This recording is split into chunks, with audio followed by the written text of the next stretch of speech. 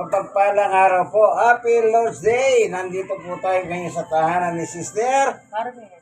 Sister Carmen sa Barangay 102, Zone 8, District 1, Tondo, Manila upang dali ng mabuting balita nagmumula sa Diyos.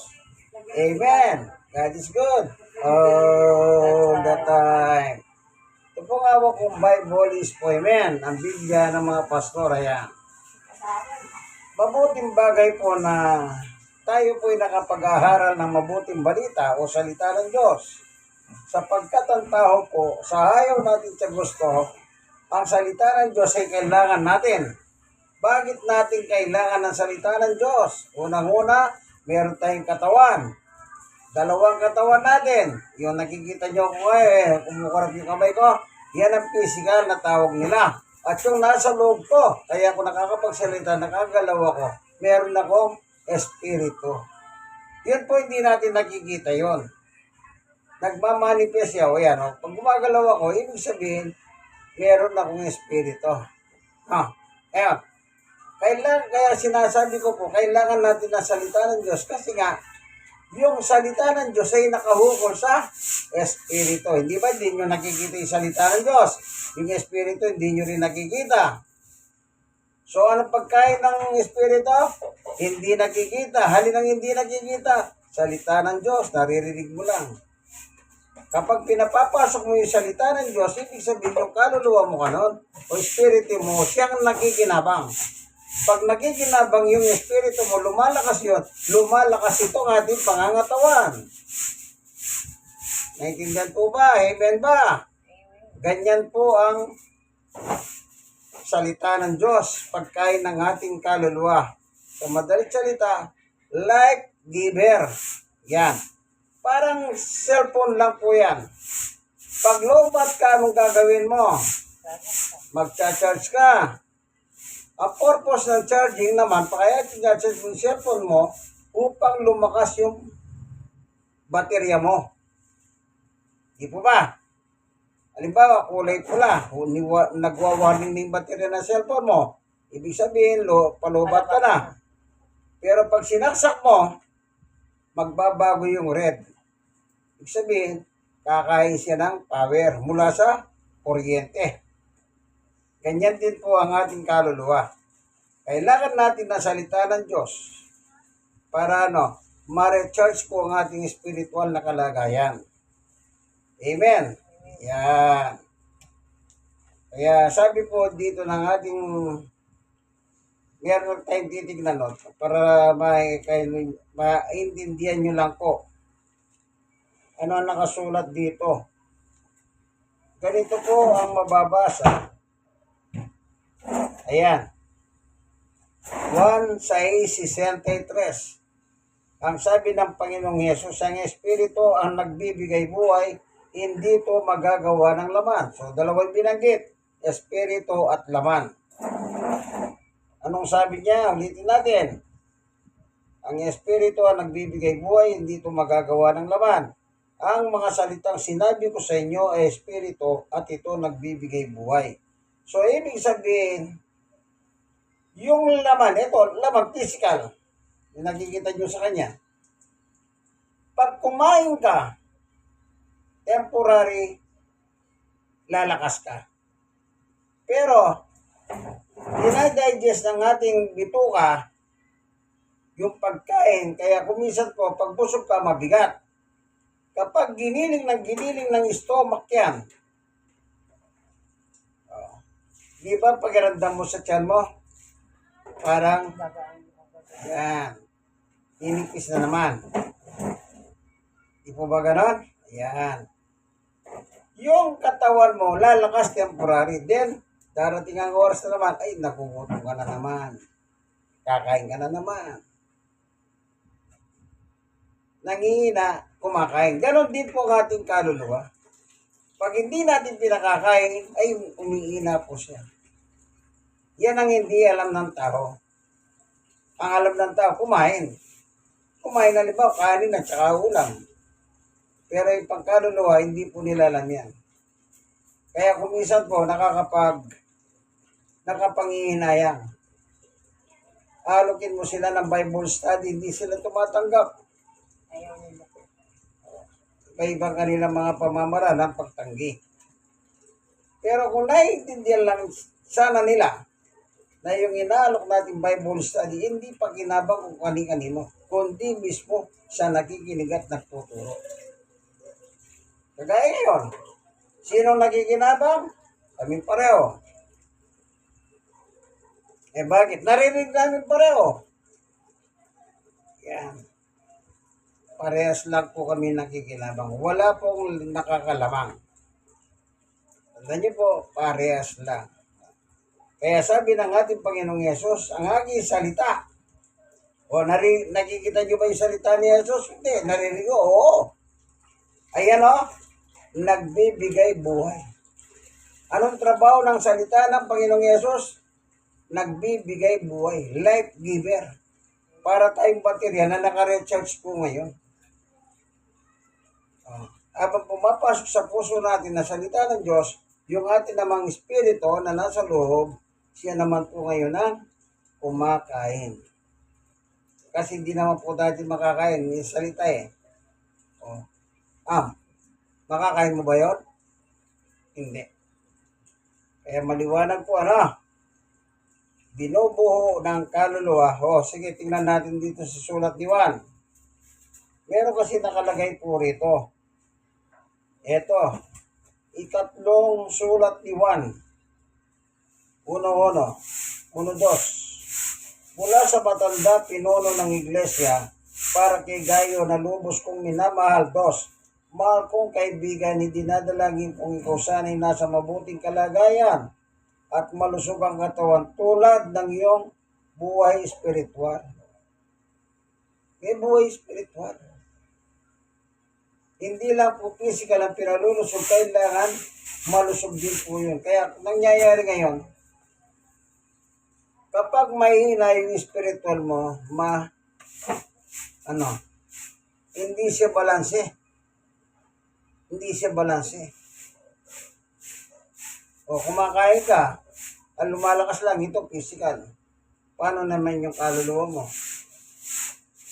Kaya sabi ng ating Panginoong Yesus sa Mateo 4:4, ito'y tungkol na naman po sa pagkain. Anong sabi ng ating Panginoong Yesus? Babasahin po natin. Ito po yung sagot ni Yesus kay Satanas. Kasi po si Yesus nag-fasting siya. 40 días. Natural. Nasa katawan tao siya. Nakaranas siya ng gutom, nakaranas ng uwaw. Kaya dumating po ang dyablo na mandaraya o manunukso. Anong sinabi niya kay Satanas? Ito, basahin natin. Pagkatapos si Jesus ay dinala ng Espiritu sa ilang upang tuksuin ng dyablo. Ang binabasa ko po, Mateo 4:1, 2. Siya ay nagayuno sa loob ng 40 araw, 40 days and 40 nights. Ano po? Ayan. Kaya siya ay nagutom. 3. Dumating ang dyablo at sinabi sa kanya, kung ikaw ang anak ng Diyos, gawin mo tinapay ang mga batong ito. Yung bato pinagagawa tinapay ni Satanas kay Jesus para kainin niya kasi po, nagutom si Jesus ang nakalagay po doon. 40 days and 40 nights po siyang nananalangin. Hindi po siya kumakain. Fasting ang tawag po doon. Kaya ang sagot naman ni Jesus kay Satanas, ito po yung nakasulat sa 4. Ngunit sumagot si Jesus, nasusulat, hindi lamang sa tinapay na bubuhay ang tao, kundi sa bawat salitang nagmumula sa bibig ng Diyos.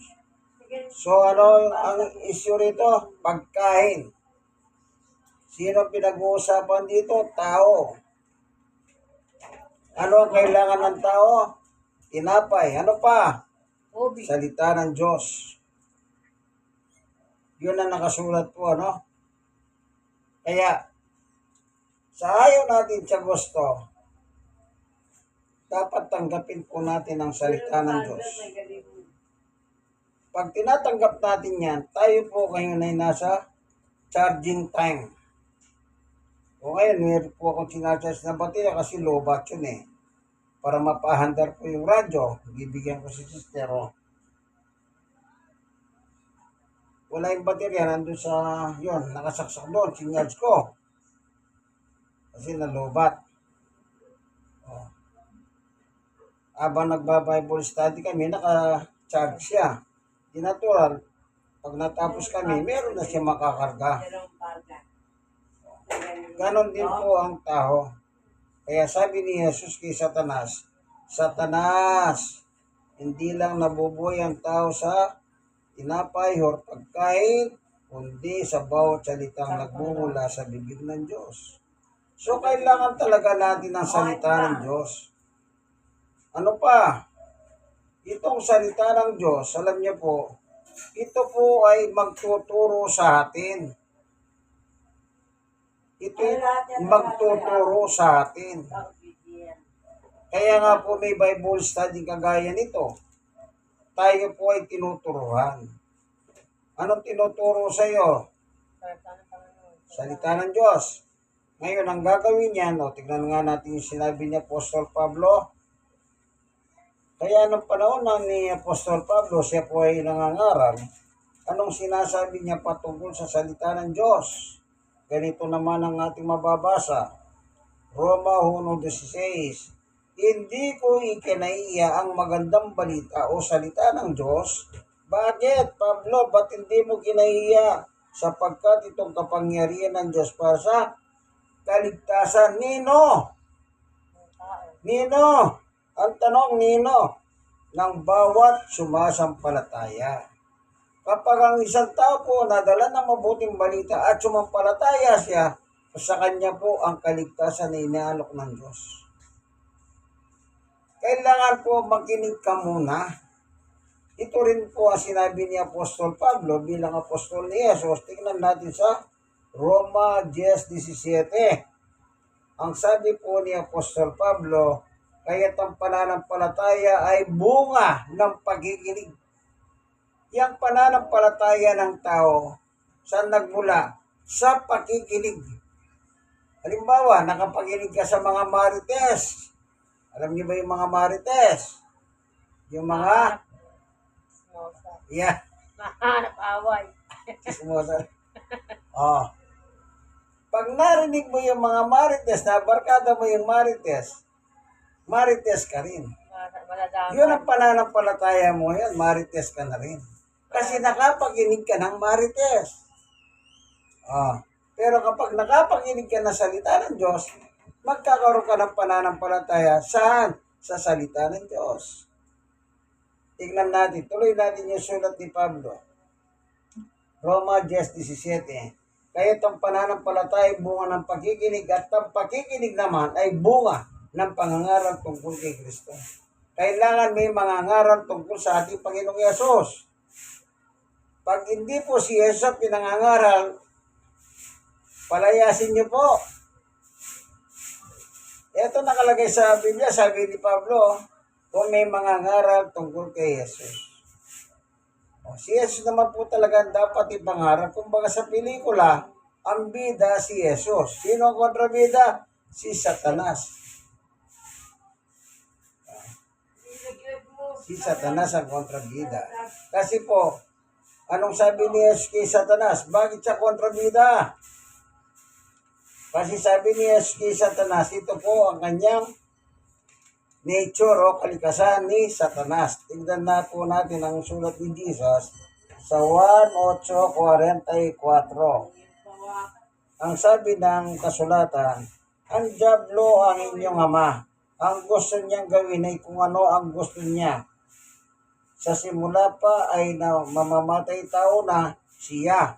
Hindi siya pumapanig sa katotohanan o salita ng Diyos, sapagkat walang puwang sa kanya ang katotohanan o salita ng Diyos. Sapagkat kapag nagsasalita siya ng kasinungalingan, nagsasalita siya ayon sa kanyang likas na kalagayan. Ano bang kalagayan niya? Sapagkat siya ay sinungaling at siya ang ama ng kasinungalingan. The nature of Satan is lying, liar. Sinungaling. Sinungaling. Ama ng mga sinungaling. Eh, yung mga marites, sinungaling ba yan? Opo. Kaya nga marites sila eh. Naglulubid sila ng chismis. Gagawin ito. Nagsisinungaling ba sila? Ba, natural. Maglulubid ka ng hindi katotohanan. Hindi gumagawa ka ng kachismisan ng kasinungalingan. Ganyan po si Satanas. Hindi siya naniniwala sa salita ng Diyos. Isipin nyo, tinukso niya si Jesus. O Jesus, itong bato, nagdala siya ng bato eh. Gawin mong tinapay ito kasi alam ko naman, gutom na gutom ka na yan. Dahil 40 dias ka nananalangin. Eh, anong ginawa ni Jesus? Pinangaralan ng Diablo. Bible study si Satanas tungkol sa pagkain. Kita nyo, nakatingin pa siya ng Bible study ni Jesus. Pero nakatagal ba si Satanas nung Bible study ni Jesus? Hindi siya nakatagal, lumayas nga siya eh. Iniwanan si Jesus eh. Isipin nyo, lahat ng ginawa niyang attempt para may lugmok niya si Jesus, hindi nagtagumpay si Satanas. Eh bakit po? Eh natural, anak na ng Diyos si Jesus eh. Kung ano po ang taglay ng Diyos, taglay po ni Jesus. O obra ba si Satanas doon? Hindi. Sapagkat si Satanas po ay isa lamang sa mga nilalang ng Diyos sa pamamagitan ni Jesus. Nilalang lang po siya. Nilikha, created by God through Christ. Si Satanas. Ganon din po tayo. Nilalang din po tayo ng Diyos sa pamamagitan ng ating Panginoong Yesu Kristo. Ngayon, bakit may pangangaral? Simple lang. Kasi po ang mga tao, nawawalan na sila ng paniniwala sa Diyos. Tingnan mo ang tao. Pag hinalok mo ng Bible study, ayaw niya. Ayaw. Pero pagka may sakit, dasal ng dasal sa Diyos. Tama. Nung araw po, dyan sa highway, mayroon kong karanasan eh. Isa siyang padre de pamilya. Kung siyang masusunod, gusto niya yung Bible study. Eh, siyempre, kung hindi naman siya nagtatrabaho siya, ang gusto niya, yung mga anak niyang babae, ma-Bible study sila kasi mga dalaginding na eh. Pero ang kontrabida naman doon ang nanay. Ayaw. Ayaw ng nanay, ayaw akong pagbuksan ng pinto. Bakit po? Ayaw nga eh. Oh. Isipin niyo po yan. Kung minsan, hindi natin maano mga tao talaga. Sadyang meron pong ayaw talaga. Sadyang merong ayaw. O merong may gusto, merong ayaw talaga. Pagdating po sa salita ng Diyos. Pero salita ng Diyos po, lahat naman sinasabi yan. Wala pong pinipiling reliyon yan. Eh kagaya ni sister, meron po simbahan na kinabibilangan ito. Kung tutusin, dapat ko ba siya pasyalan? Kahit hindi na. Pero nakakalungkot nga, wala pong dumadalaw sa kanya. Sa kanyang simbahan na kung saan doon siya nakabilang. Eh nakilala ko, eh ano mang gagawin ko? Eh di ako na lang ang magtsatsaga. Ang Diyos nga nagtsatsaga, eh di tayo magtsaga rin tayo. Oh. Para saan? Para sa kanyang spiritual nourishment. Ganun lang po kasimple ang salita ng Diyos. Kaya sabi ni Jesus, ang salita ko ay nagbibigay buhay. Wala po tayong magagawa kahit anong gawin natin, kaibigan. Umanap na po tayong pinakamagaling na doktor. Hindi niya pwedeng duktungan ang buhay ng tao. Pero ang salita ng Diyos, pwede kang duktungan ng buhay ng Diyos. Kaya nga sabi niya, ang aking salita ay life giver. O anong ibig sabihin ng life giver? Nagdadagdag siya ng buhay. Di po ba napakagandang layunin? Bakit ipinangangaral ang mabuting balita ng Diyos o ang salita niya sa tao? Ano man ang estado niya. Alam niyo po, sinasabi ko, ito, balikan natin. Hindi na po ako bumalik doon sa bahay na yun kasi nga, ayaw po nila yung asawa. Alam niyo po nung araw na napadahan ako sa bahay na yun. Nagulat po ako, yung asawang lalaki, Antimano po, binigyan ako ng upuan. Sabi niya, Pastor, maupo ka na. Yung po pala, meron siyang sakit. O, kita niyo? Meron siyang sakit.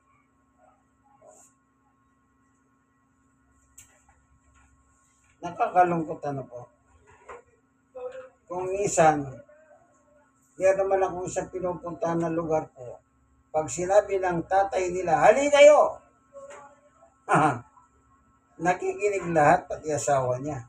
Pati manugang mga hapon. Pag hindi sila nakikinig, nagagalit yung lolo nila. Ayan.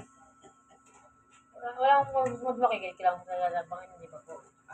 Walang masama, makinig ka sa lalabangin, di ba? Oo, walang masama. Yung iba Kanya lang. takot, di ba ayaw may Kanya lang sa iba. Para hindi maganda. Maraming Ayaw dahilan. may istorbo, no? Ayaw Oo, nila. ganun ang mga tao naman talaga eh. Ako, walang problema sa akin yan. Bukas ang damdamin ko dyan. Inuunawa ko ang tao. Kanya lang. Sige na. Huwag na natin palaki. Baka. Umiyak ka pa. Sige, hanggang dito na lamang po. Ano? Tatandaan niyo po. Sa ilang talatang binasa natin, napaka-importante po ng salita ng Diyos. Kumakain tayo, mabuti yan. Pero kailangan natin ng pagkaipang kaluluwa. Ito ang inyong kaibigan kay Jesus, Brother Manny Bautista. Siya naman po si, Sir ka. ayan, nandito po kami sa kanyang tahanan o tahanan ng pamilya niya upang magbahagi nga ng mabuting balita ng Diyos. Dito nasasakop sila ng Barangay 102, Sony, District 1, Tondo, Manila. Kayo pong mga nagiginig ng video, sana meron kayo napupulot, i-share nyo naman sa iba. God bless us all, Maraming salamat sa iyo, Panginoon Diyos, sa iyong pagtuturo sa amin ng liwanag ng iyong turo tapat. Pagpalain mo po ang sambayang ito mula po sa nanay, sa mga anak, at kanyang mga apo. Bless mo po ang bawat isa. Sa ngalan ng aming Panginoon Jesus. Kung meron mo po mga problema, ikaw lang po pwede magbigay ng comfort. Kung may mga sakit, ikaw lang po pwede magpagaling sa amin. Salamat po sa ngalan ni Jesus. Amen. Amen. God is good all the time. Bye-bye. May lakad po kayo, Pas? Meron. Kaya pala maakin.